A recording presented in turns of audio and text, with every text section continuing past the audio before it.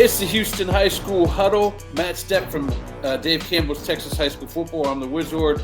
We are talking week 2 of the Houston season. And before we go too far into week 2, my man, I got to give you, first of all, I love the beat that we always bring in with. I don't know, I've never talked to you about the music that we bring in, but I like this music. I always want to put it on the whole time, but you know what? They would not listen to us and they just listen to music. So we got some fresh beats here for the Houston folk. But love it. Let's we don't need to go back in the past, but I'm doing it. I'm going back in the past for this. That again this week in week 1 against Stepp. I don't know. It's the season opener. It's a lot. If you come out flat in the season opener, it's like, what have you been doing all off season? Right. So we'll see. I just think that the stars are aligning here in Dallas for a sock upset of North Shore. It'll shock the state, but it won't shock me. Ain't nobody else saying it, buddy. Ain't nobody. Thank you for knowing that. Thank you. Nobody else saying it, but somebody. You knocked it out the box with that one. What do you think? Let's talk some North Shore talk to start this thing off, because in our rankings, we've done the coaches poll for 2 years. This is our third. First time they're not on the number 1 ballot. They dropped all the way down to 4, moving up to 1. Talk about North Shore and what they need to do to get back into. People are off of their bandwagon. Get people back on it. I think they got to tackle better. Number 1, their defense was a shoddy display of tackling. I would say all 3 levels of their defense got dominated Friday night. They didn't play well. South Oak Cliff took it to them. So that's concern number 1. And I think offensively, I don't know, their running game struggled. I think South Oak Cliff did a great job early on Caleb Maryland. Maryland did settle in and played well in the second half. I mean, he ended up with almost 500 yards of total offense. Yeah. Like he put up good numbers, but a lot of those numbers I think were late when the game was late. And I was at the thing. A lot of it was the jet passes and take off. Yeah, and I think South Oak Cliff, when they got up, they were just trying to get out of there. They kind of went into a little bit of a safer defense, kind of a shell, and were giving some things underneath that they didn't give up early in the game. Now, it did allow Maryland to get into a rhythm, but I think if you're North Shore, you got a lot of soul searching to do, and you got to figure some things out. They didn't play well. They played. I didn't think they would win the game. I picked South Oak Cliff, obviously, as we saw, but you want to run it back? I'll show it again. I didn't think North Shore would get dominated, kind of like, because they really got physically whipped, and it's like 300+ yards rushing. That's concerning. So. Got a lot of work to do. It's a lot, and listen, they don't have the personnel. I don't think they had the personnel they've had in the past. They're young, and they're just not as physically talented right now. So, and we dropped them out of the state rankings this week. It's the first time North Shore hasn't been ranked in a long time, and I just, my personal opinion, they should have been dropped. They didn't play well. They didn't look good. The one data point we have right now is not a good data point. So. They got their spot back. They got 9 games to earn their spot back on your rankings. Yeah. Right now they are. And they got work to do. Yeah, exactly. Hey, a couple 70 burgers went out this week from some local teams. And one's not used to having it. They got that new coach, Nick Caduti, over there at Klein High School. And tell me he wasn't excited. Out there leading the band. Yeah, strike him up, Coach Caduti. Strike him up. Yeah, it was. You got to love that, man. He's out there leading the band. Got them 75 points in their first game, which, they haven't seen that in a while. What does that do for the potential of the Bearcats football squad? I think they've got a chance. We were kind of, it's not a talent thing at Klein. Klein has got dudes. Now, I watched Friday night while I was at my game in Brenham. Had this game on Texan Live. I was watching a little bit, and it looked like a Nick Caduti football team. They get in those odd formations and they ran wide zone. They also threw the ball a lot more than they throw it at Fulshear. He's got a really good quarterback. He's got playmakers on the outside. This is a difficult offense to slow down. And they put up, I think, 600+ yards of offense, 75 points. They're going to be a problem, and I think they are a contender in 15 6A. It's not a talent thing. Like I said, they are a heck of a football team. The scary thing is that they're just getting started. They're still learning. They're going to be a real problem late in the year, I think. And it was a two-pronged effect, Caduti, too, because Fulcher got absolutely rocked by Pearline. Granted, Pearline is a very good squad. Correct. But giving up 50-plus is probably not something that you like not seeing optimal. after week one. Yeah, not optimal, no. Now, you were at a different game Saturday, but did you get a chance to watch Katy taking on Dickinson? And how about those Coach Snelson's squad pulling off the win by a couple scores? Yeah, huge win for the Gators, and I thought really highly of Katy coming into the season, and I think a lot higher of Dickinson now. Dickinson came out and it now I know Katy has had a couple of guys on defense that were out, and their secondary. It's the same issues that I've worried about with Katy past couple of years, tackling and their secondary. Dickinson got behind him a few times, hit him with some big pass plays, and Katy just couldn't keep up. And then offensively, they just couldn't. Dickinson really loaded up to slow down the running game, and they were going to make Katy's young quarterbacks beat them, and they couldn't beat them. And so I think you're going to see a similar defensive game plan this week when Katy takes on Atascocita. I think the blueprint right now for Katy is we're going to put 8 guys in the box, and we're going to see if one of these young quarterbacks can hurt us. And until that happens, they're going to see a lot of 8-man boxes, and they're going to have a tough time running the football. I mean, Katy, they scored early, and then they got a kickoff return for a touchdown, and then they got a late garbage time touchdown when it was 34-14 with like 3 minutes left in the game. They really didn't move the ball very well at all in the game. And it's credit to Dickinson and their defense. They did a great job, and I think it's a statement win for Dickinson. And I think overall, when you take a step back on a statewide perspective, Class 6A, it's wide open right now. It is wide open. 5 teams in the top 10 lost week 1. Yeah. And it got me thinking about it. It got me thinking of our district breakdowns in the off season where we talked about, Dickinson's going to be fine. They're probably going to win this district, but then they got to battle 23-6A in the first round of playoffs. Now, not to get crazy overreaction Monday or whatever day it is. It's week 1. What if they played North Shore in the first round? What if that ends up happening? 1 versus 2 in that deal. Are you ready right now? Yes. No. September 1st. It's Labor Day. Let's do it. No, a lot of football left, but I think if you're a Dickinson fan, you walk away with a lot of confidence. And some of the other results, I think what's here in 6A Division I Region 3 the past 5-6 years, there's been no hope. Yeah. It's been North Shore, Atascocita. If you're not one of those teams, you're just playing until you play one of those 2 teams. Exactly. I think this year there's hope. Like it's a wide open. It's truly wide open, and I think 5 or 6 that makes teams. it exciting. Yeah, I think it makes it real exciting. So I think there's a lot of hope and a lot of excitement, and I think it's a long regular season. But I think when you project ahead, right now there's some hope for some teams. We'll see if that continues. It's a long season. We'll see what happens. Exactly. And to finish off on North Shore, because we're not going to talk about their game, but I am going to talk about their game now. I feel like Crowley's in for a heap and helping of trouble coming down to Houston after a North Shore loss, and Crowley got upset themselves, or maybe it wasn't even upset. So they might be in trouble when they come down to Galena Park. Might be a get-right game for North Shore. I think Coach Gaston and those guys are going to have a really tough week of practice, and I think they are going to be and you remember last year, they didn't play all that well against Crowley. No, that was one of the reasons why I picked – that's one of the reasons why I picked South Oak Cliff to win. North Shore didn't play well when they came up here. Well, they're home on the east side, and I think Crowley is going to be in for some trouble. They're going to have their hands full Friday night. I think the game is Friday night. So it is Friday. Yeah. All right, let's get into some games this week. Another team that had a 70 burger. Coach in the Woodlands, College Park. Why do I have? Oh, it is the Woodlands. Never mind. We'll talk about Collins Park later. Woodlands is taking on Deer Park. They played them last year. Deer Park stuck with them for like a quarter, and then the Woodlands kind of pulled away. Do you feel similar? Because Deer Park was in a heck of a game last week against LaPorte. That thing was awesome. Yeah, one of the best games in the state. Friday night was Deer Park and LaPorte. Deer Park, a lot of questions coming into the season. They started out really well, jumped out to a 17-0 lead, and then eventually LaPorte kind of got their wheels back on and started to get going. So it's a step up in competition with the Woodlands, though. I mean, Jack Dalton and that offense is cooking, and the Woodlands defense doesn't get enough credit. That group is going to be pitched a shutout, didn't they? Yeah, they pitched a shutout. They got a veteran secondary.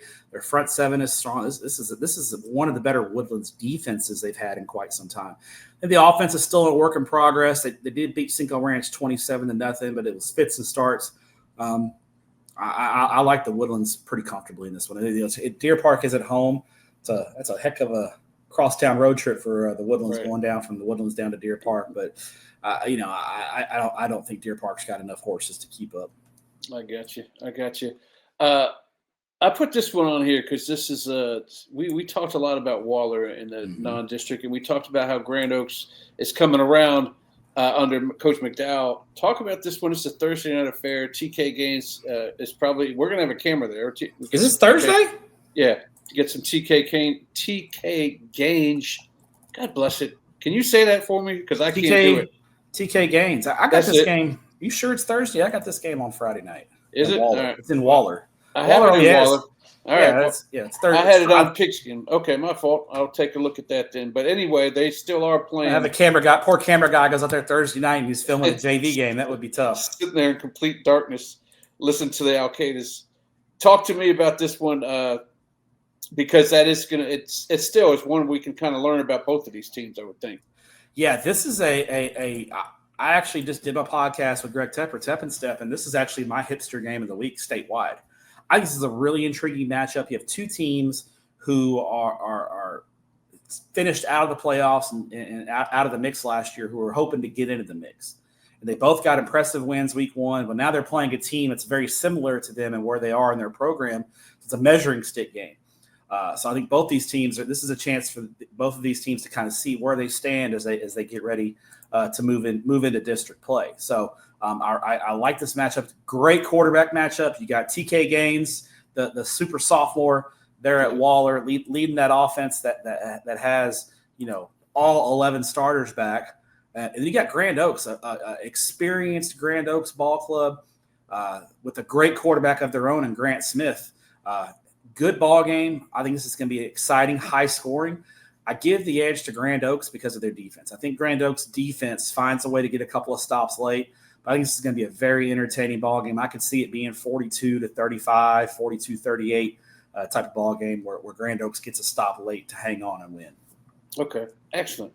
This is the one. And I did confirm it's Friday night, Wizzy. Okay, I saw that, and I actually, while we were talking, I confirmed a different shooter to shoot that game, and he's always hungry for money. So as long as I'm throwing him money, he'll go to the moon and shoot a game for me. I don't mind that. That's right. We don't have good Wi-Fi on the moon, though, so I don't know if I'll get the highlights in time. It's tough. Yeah, it's tough. Here's the coach game. They scored 70 last week, and now they have a Klein Kane team that can score points, but they seem to be giving up some points as well. Yeah, Kane, I think they had a pretty big lead on Cy-Fair early, and Cy-Fair rallied back to win this one by one, 49-48. Kane's got some playmakers on offense, but we said it preseason. Their defense, they graduated a lot on the defense. They're very, very young, and they're going through some growing pains. And then College Park, putting up that 70 burger last week. Coach Coates and his ball club, he probably doesn't get the credit that he deserves for what he's done in this couple of years there at College Park. Getting them going. Now, all due respect to Cy Park, it was Cy Park. They've lost 30, 32, 33 in a row. And they hadn't won a game. I didn't see Harold Perkins out there. Yeah, it hadn't won a game since Harold Perkins was on campus still. So Cy Park's struggling. But College Park did what you're supposed to do. If you're playing a team that's like that, you punt them into the sun. Greg Tepper threw out a word, trebuchet. You trebuchet him into the sun. Look up trebuchet. It's a French catapult, basically. College Park catapulted Cy Park into the sun last week. That's what they did. So that's what they should do. Now, College Park's going to have their hands full this week. This Klein Kane offense is a problem. They are going to put up points. They are explosive and dynamic. I do think College Park's defense, though, is a lot more well-equipped to do some things. Marco Beltran is an outstanding defensive back. Jordan Grant, the 300-pound defensive tackle. College Park's got a lot better personnel to deal with Klein Kane's offense. So, 13-6A is a really tough district, one of the more underrated districts in the state of Texas. I think College Park gets a close win over Klein Kane at home, and so I'll go with the Cavaliers, and I think we'll see when I see them in week 3, they'll be 2-0. Who they got in week 3? Conroe, huh? Thursday night against Klein Conroe. Kane's got Klein in week 3. They have a chance of falling 0-3 if this prediction coming through is right. Let's talk about another Klein school. Heck, let's make this whole show Klein. Klein Collins against Willis. Tell me about this one because we found a little bit. You texted me during the game. It's like, hey, you see Klein Collins is up 28-7. And then Willis 28-0 at one point. It was 28-0. Yeah, they gave some back. I talked to Coach Mitchell this week, and he was like, you know what, we learned. I was afraid we weren't going to learn too much, but we learned we can hang on to a lead and not give it back, and we kind of banked that for later. Talk to them going up and get into Willis though. Yeah, this is a really good game as well. Really good matchup. Collins, for early parts of the game, looked like world beaters. Braden Scoggin, their quarterback, had a great game. He actually had the game-winning touchdown run with less than 2 minutes left. So if Klein Collins can kind of bottle up what they had in the first couple of quarters of that College Station game, they'll be just fine. Third quarter, they almost – I was a little worried. I saw it was 28-21, and I was like, man, they're going to blow this game. So but Braden Scoggin, their quarterback, love him. Let's love how Klein Collins, their physicality. They play a physical, nasty brand of football that makes them hard to prepare for. On the other hand, you got Willis, who's 5 wide, slinging it around. They don't running game optional with Willis. They want to spread you out and throw the ball. Now we had questions. Who's going to be their quarterback? The Stevenson kid got ruled ineligible, so he was playing with them during 7-on-7 all summer. So we're like, who's Willis's quarterback going to be? Well, they tried out this freshman, Lincoln Frazier. Yeah. Great looking kid, good looking prospect. I mean, I'm assuming he was the guy they had in the pipeline, and he's just going to play a year early. And man, he looked good. He had a great game against Aldine Davis, spreading the ball around. Jermaine Bishop got involved. He had a couple of touchdowns. And I thought Willis's defense, which I had questions about the Wildcats' defense coming in, thought they played really well in week 1 against a pretty good Aldine Davis team. Aldine Davis is nothing to sneeze at. Kelvin Chatham's done a good job there. They got a lot of guys back from a playoff team. They're no slouches. And Willis did a good job holding them to 14 points in that 42-14 win. So this game being in Willis, I kind of like the Wildcats. Now, Klein Collins is going to, Adrian Mitchell, they're not going to sit back and let Lincoln Frazier pick them apart. Right. They are going to throw some different looks at the young quarterback and to try to see what he can do. So interested to see the chess match between the coaches in this game. Yeah, it should be. It should be interesting. We'll definitely have a camera there as well. Just not at a game on Thursday. Apparently, I can't read a schedule. What's wrong with me? All right, Spring Westfield against Fort Bend Hightower. Well, going through the 14-6A scores, it wasn't a great week for 14-6A. They got 2 wins, I believe. Nimitz got one by 3 or 4 points against Morton Rance. But the spring teams, they did not do well. Decaney got 2 points. Spring, nothing. Westfield lost as well. Tell me about their chances against Hightower, because after this, it's North Shore. Are they going to go into district play 0-3? Yes. Yes, I think so. Hightower's young but very talented. Nice win for Cornelius Anthony's Ball Club on the road there at Clear Falls last week. Really, really nice win for them. This is a young Hightower team, but as I saw in state 7-on-7, they are very talented. They got playmakers, they got dudes. They're just young. Westfield, this is a program that obviously coaching changed last year.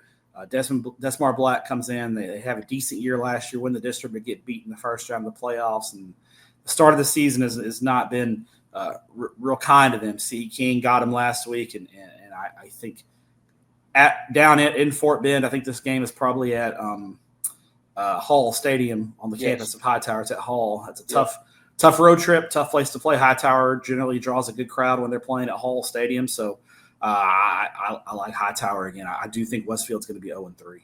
Okay. That's not a good start, but then they go into 14-6A where they could make some hay in there and get to the postseason, maybe even win another district title there. Unless Nimitz has something to say about it. I'm not done with Klein yet. There's Klein Oak. They're taking on Cy Falls. I want to say this is going to be competitive, but what's your thoughts on this one?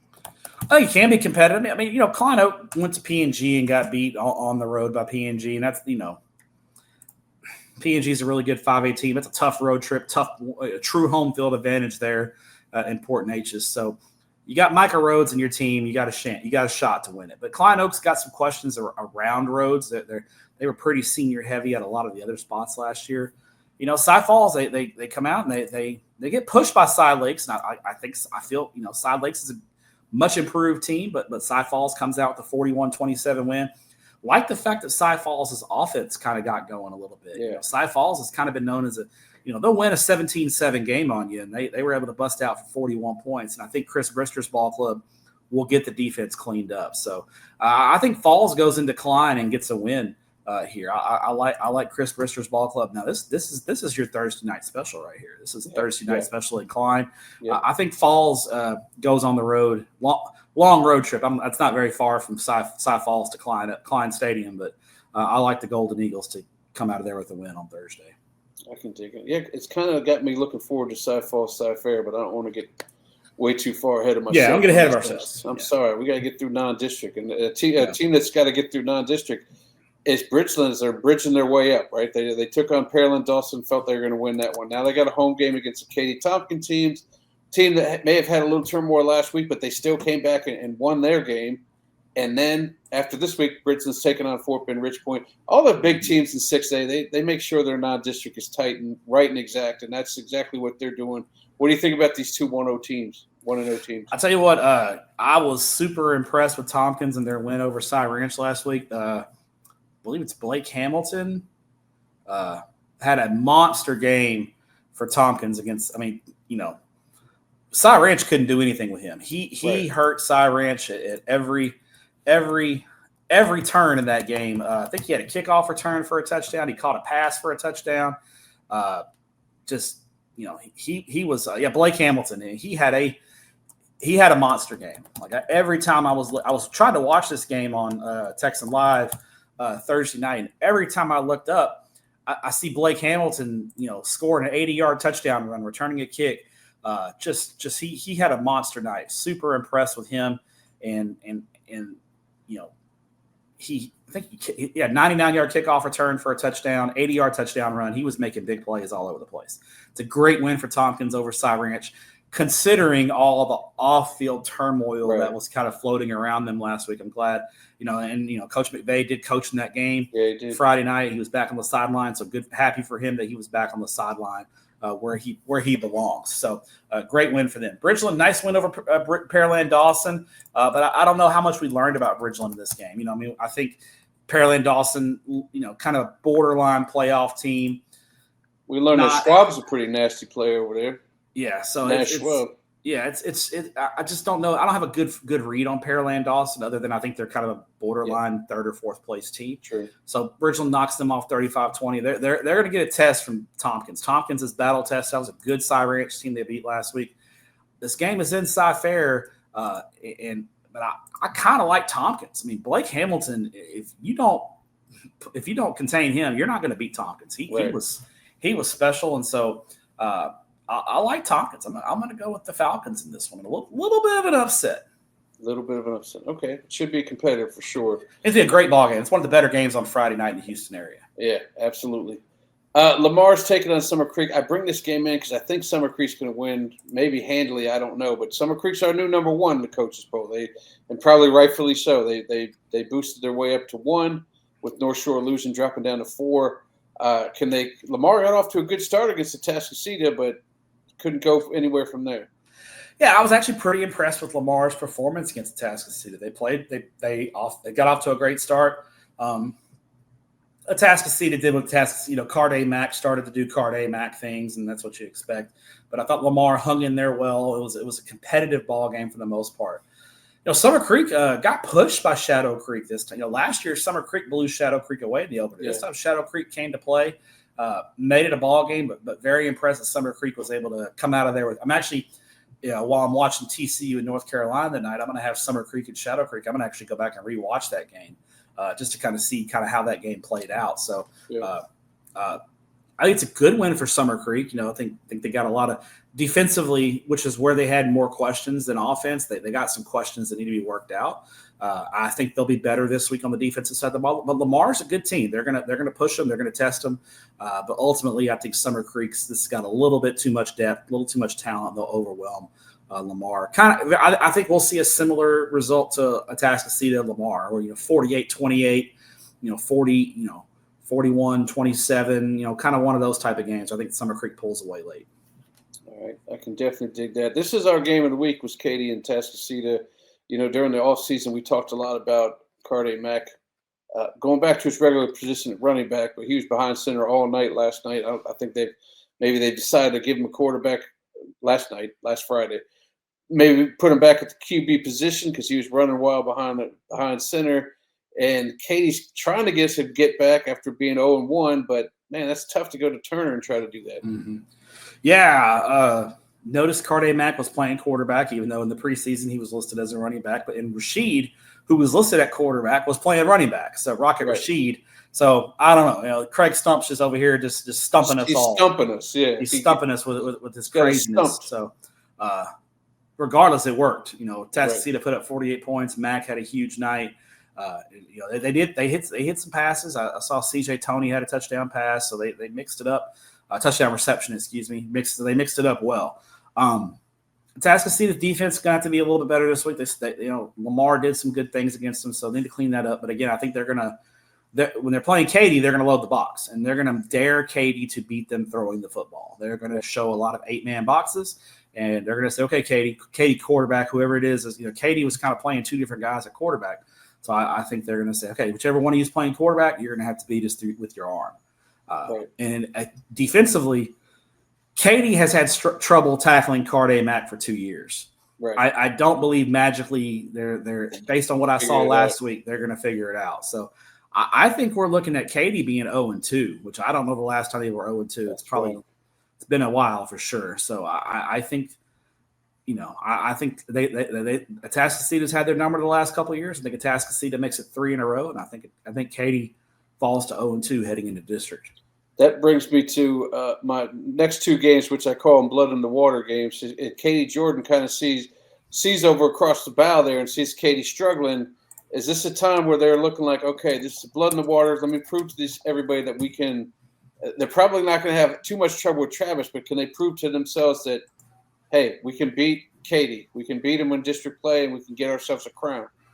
I don't know if we're going to be able to prove that this week against Fort Bend Travis, but I think what you're going to see is Katy Jordan come out, take care of business. They're going to handle Travis with relative ease on Thursday night. So I think for Katy Jordan, they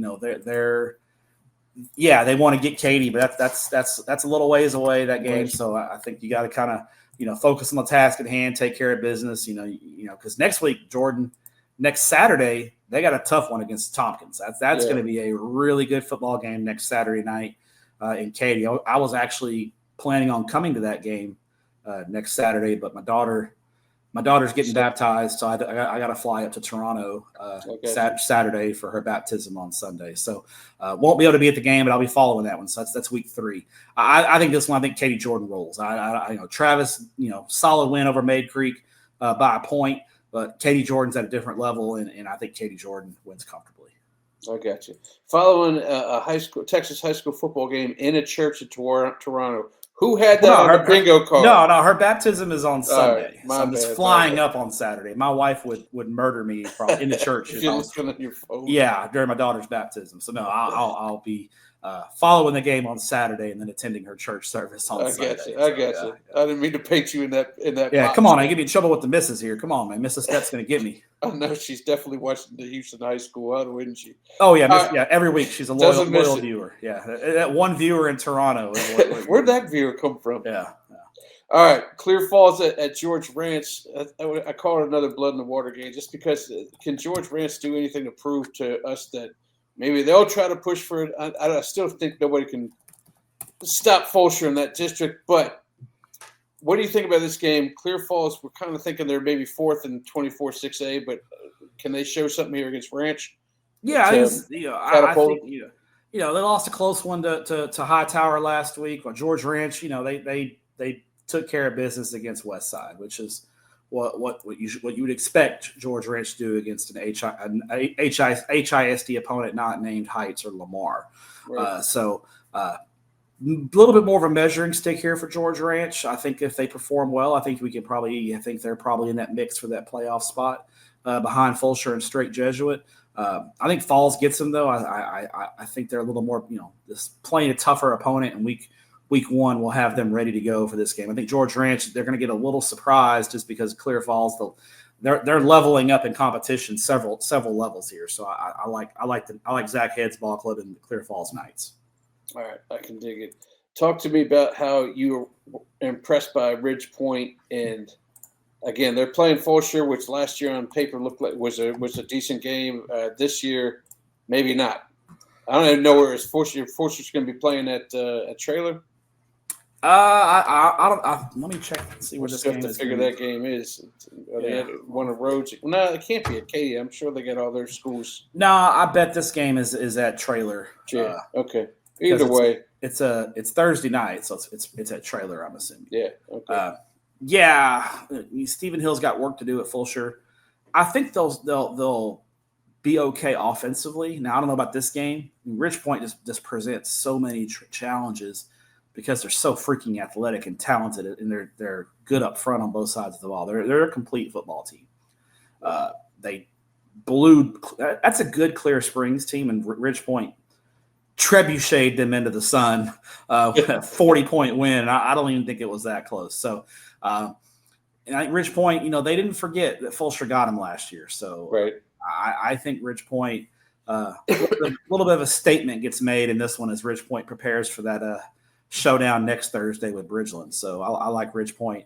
They're a scary, scary football team when they're clicking on all cylinders. And right now, for my money, they're the favorite in Region 3 right now in 6A D1. Yeah, and I tend to shoot a lot of their non-district games due to the fact their district games usually aren't super competitive, except for one. All right, let's go into Manville Freedom Field. They're taking on Barbers Hill. Manville got their get back against Galveston Ball. Of course, Galveston Ball doesn't have a kid named Jonah on the squad, so maybe that wasn't as hard of a get back as they thought it was. But they're taking on Barbers Hill here at home. Tell me about this one. Yeah, Barbers Hill, nice win over New Caney to open the season in Cody Semper's first game at the helm. So big step up in competition, though, from New Caney. New Caney's in a little bit of a rebuild. First-year head coach there in Sheldon Benight, who ironically came from Galveston Ball. Yeah. And so, nice win for Barbers Hill, but they're stepping up big time. Kirk Martin's got Manville cooking. A lot of talent over there. Love what the Hoka Hay boys have going on. They got their get back on Galveston Ball, and I think Barbers Hill got Manville last year as well. So I think Manville's got this one circled. I expect the Mavericks to handle business. That they're just so talented, so athletic at all positions. 52-21 last week over Galveston Ball, and they got two or three, at least three running backs that can hurt you. Cam Renfro at quarterback, Antoine Wilder at receiver. A lot of playmakers all over the place at Manville. So I like Manville comfortably in this football game. Comfortably, he says. All right, good. Talk to me about Kingwood at LaPorte. Well, that seems like a doozy. Kingwood, again, winning and making themselves known in 23-6A. And I guess you'd call it second tier, but it's a close second tier. Yeah, they handled Clear Creek pretty easily, 38-0. The defense, Kingwood's defense came to play, and they're going to have to come to play this week. LaPorte, Sean Simon in that offense, they got cooking after a slow start, had over 400 yards on the ground. And LaPorte can hurt you in the passing game. If you load the box, they are capable of beating you over the top. So Kingwood's got to be ready for that. I think what Kingwood's got to do is play it, kind of reverse the whip on LaPorte a little bit and try to do some LaPorte things to them. Yeah. Ball control offense, keep the ball away. I don't think they want to get into a shootout with LaPorte in this one. So tough road trip for Kingwood. Kingwood beat LaPorte in a close one last year. I think LaPorte gets them this year at home. I think they come out and play a little. I think last week, LaPorte. I think I'll attribute the slow start also to they would probably there was so much going on with the new stadium being opened and the hoopla, the rivalry game. I think this week's going to be much more of a normal.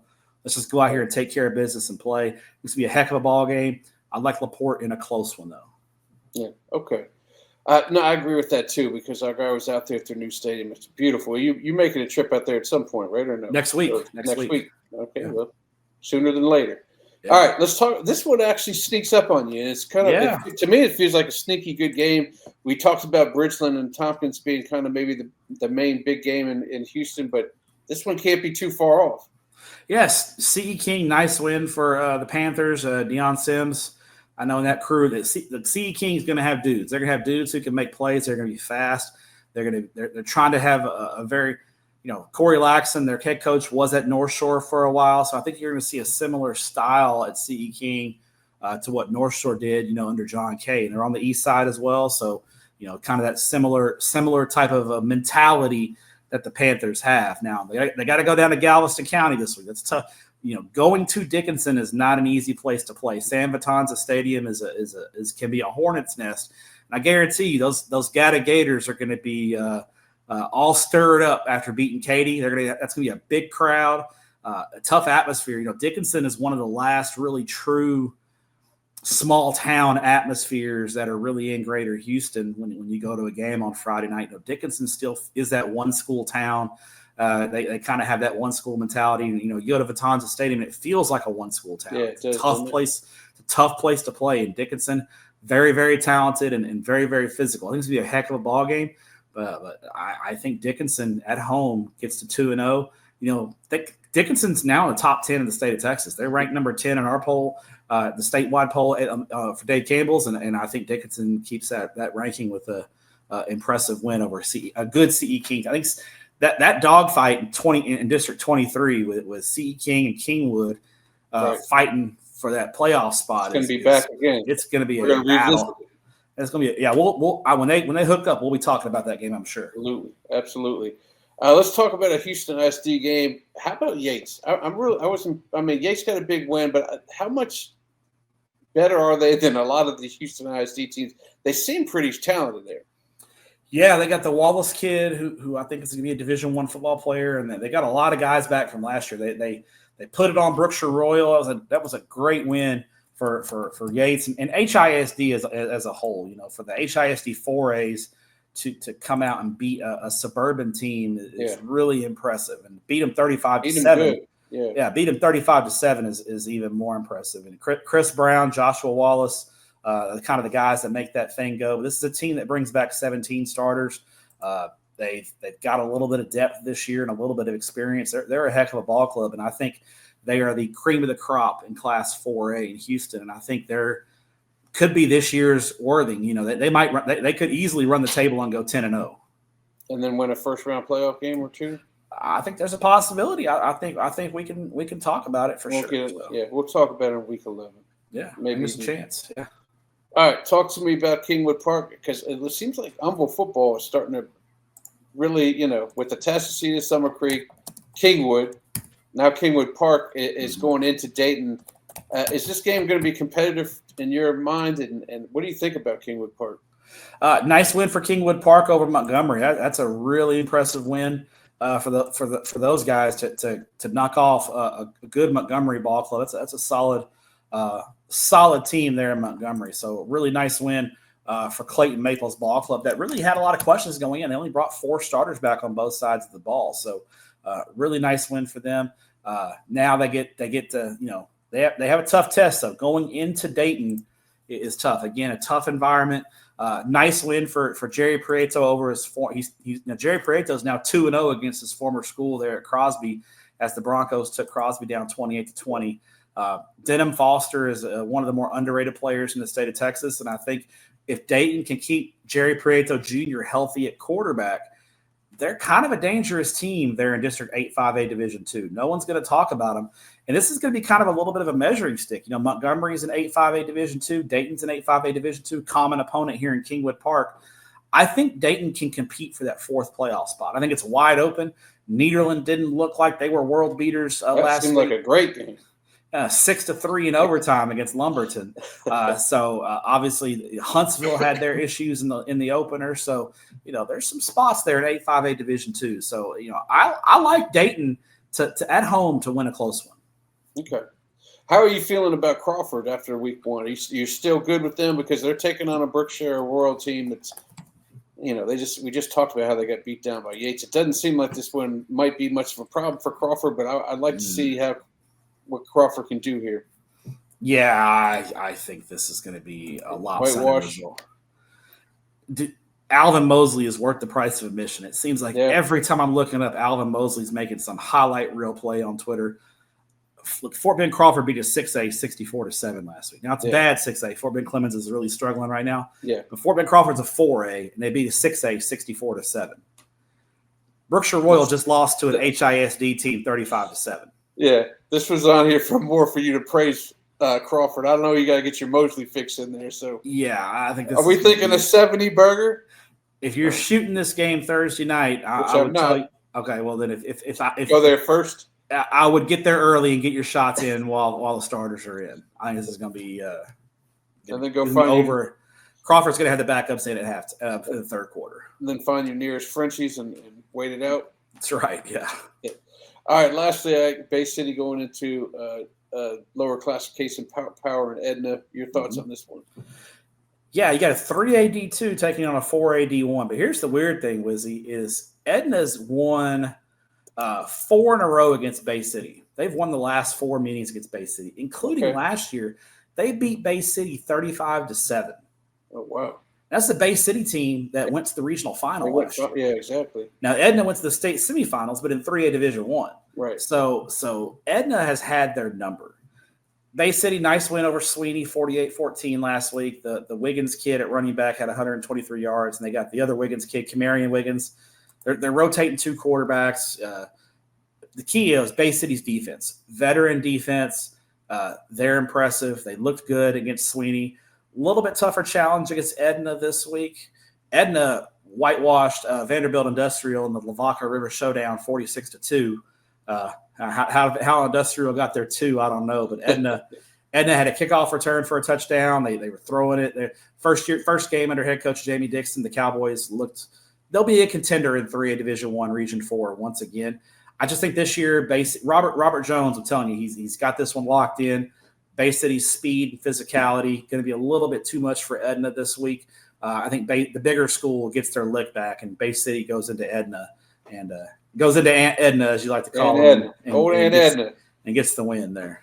Old Aunt Edna making them fried bologna sandwiches for us. So I appreciate it, Aunt Edna. Yes. All right. Tell me where you're stepping out to. I know you're not stepping nowhere to on Saturday, but how about Thursday and Friday? Yes. Well, no, that's that's next week. That's next Saturday. Yeah. Okay. So no Houston games for me this week, but week 3, H-Town, I'm coming your way. He's there. Thursday and Friday, I'm staying local in the Metro DFW area. Thursday night, I'll be out in Mesquite at Memorial Stadium for a Mesquite Poteet in West Mesquite. Oh, you're trying to get a good meal is what you're trying to do. Oh, listen, Mesquite ISD hospitality is elite. The funny thing is West Mesquite's head coach is a big Philadelphia Eagles fan. So I told him, I said, Thursday night, I don't want to hear crap about the Eagles kicking the Cowboys' butts post game. He told me if they won, he was going to make me do the interview in a Philadelphia Eagles jersey. Yeah, that's awesome. Gross. That's where I'll be Thursday night. Hey, Houston people, if Mesquite Memorial Stadium is one of the more unique stadiums in the state of Texas. It's a 20,000 seat stadium with a gigantic radio tower in one of the end zones. Google image that thing, Mesquite Memorial Stadium. Friday night, I will be at Pennington Field in Bedford as Midland Legacy comes out from West Texas to take on Euless Trinity. Trinity was in Houston last week. Yep. They played straight Jesuit and shut them out, 33-0. Some highlights on there. Yeah, we had some. Well, it's 33-7. They ended up 7-3. Okay. But still. Very impressive win for Trinity. Just for Houston. And you talked about this. You talked about this on the earlier district breakdowns. Your boy Johnny Abear's having trouble finding some room right now. Now, granted, it's Trinity, but yeah, we're not going to see 3,500 yards this year, but we may still see a big year for him. Maybe for Houston folks, this can kind of calibrate how good of a team Trinity is. They went to Houston to beat straight 33-7. So Midland Legacy, long road, 5 hours. They're traveling 5 hours into Dallas to play this game. They're a good West Texas team, but Trinity, outstanding DFW team. Then Saturday, I'll be in San Antonio for Alamo Heights and San Antonio Churchill. So second weekend in a row, I'm in the 2-1-0 for a game. But hey, Houston, don't worry. I'm coming to see y'all. It's coming. Looking ahead to week 3, Thursday and Friday, I got 2 Houston games next week. There you go. I'll get you a camera, too. You don't need to be watching other games. I need you out there shooting for me for the price of on the house. Negative. Negative on that. Speaking of which, I probably need to pay you. All right, buddy. Yeah, we'll talk about that off the air. Hey, I'll be at my Thursday game from start to finish because I got nothing better to do on Thursday night. I certainly ain't coming home to watch no stinking Cowboys game. I'll stay from the beginning to the end. I'll go have second and third dinner after the game's over. And then once I know all the coverage is over with them garbage Cowboys and garbage Eagles, I'll come back home and turn. So are you hoping for a tie? I'm hoping for a 3-3 Nederland type game. See what happens in overtime. Oh, brother. All right, Stepp. I appreciate it, man. We will talk again next week. Let's do it again.